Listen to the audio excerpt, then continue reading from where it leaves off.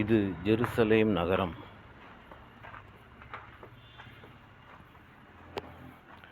ஏரோது அரசனின் கலகம் நடந்த பகுதி.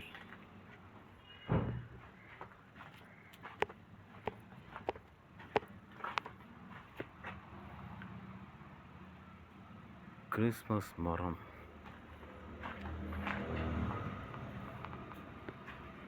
இதுதான் பழமையான கிறிஸ்மஸ் மரம்.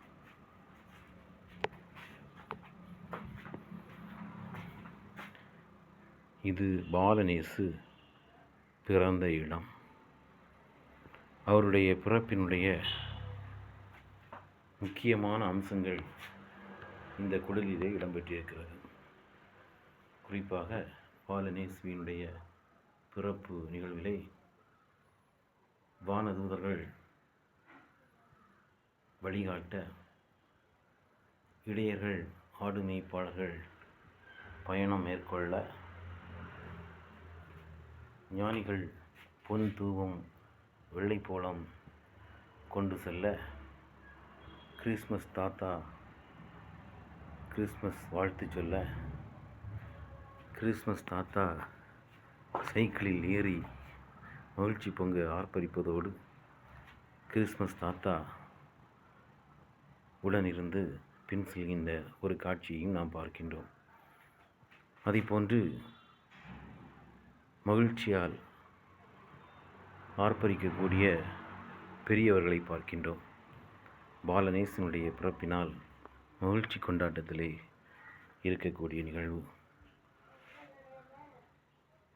இந்த கிறிஸ்து பிறப்பை பற்றி சுருக்கமாக சொல்லப்போனால், கிறிஸ்து பிறப்பு விழா ஒரு மகிழ்ச்சியின் விழா, ஒரு அன்பின் விழா, ஒரு உறவின் விழா, ஒரு மன்னிப்பின் விழா, ஒரு சமாதானத்தின் விழா.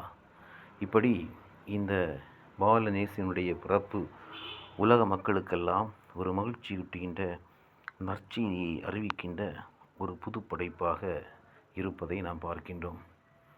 கிறிஸ்து பிறப்பு விழா என்று சொல்கின்ற பொழுது அது ஒரு முழு மனமாற்றத்தின் விழாவாக, அதாவது கடந்த ஆண்டை விட்டு வருகின்ற புத்தாண்டில் புது மனிதனாக வாழ்வதற்கு நமக்கு உடனிருந்து வழிகாட்டக்கூடிய ஒரு நல்ல பாலன் இயேசுவை நாம் கொடையாக பெற்றிருக்கின்றோம்.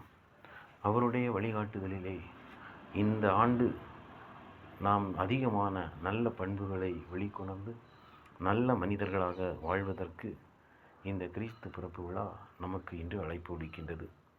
இந்த விழாவிலே நாம் முழுமையாக பங்கெடுப்பது ஒரு விழாவாக அல்லது ஒரு கொண்டாட்டமாக இல்லாமல், இது நம்முடைய மனமாற்றத்தின் ஒரு விழாவாகவும், ஒரு புதிய மனிதனாக நாம் உருமாறி ஒரு நல்ல மனிதனாக கடவுளுக்கு சான்று பகரக்கூடிய பாலனேசனுடைய பண்புகளை வெளிக்காட்டக்கூடிய மனிதர்களாக வாழ இந்த கிறிஸ்து பிறப்பு விழா நமக்கு வாழ்த்து சொல்கிறது.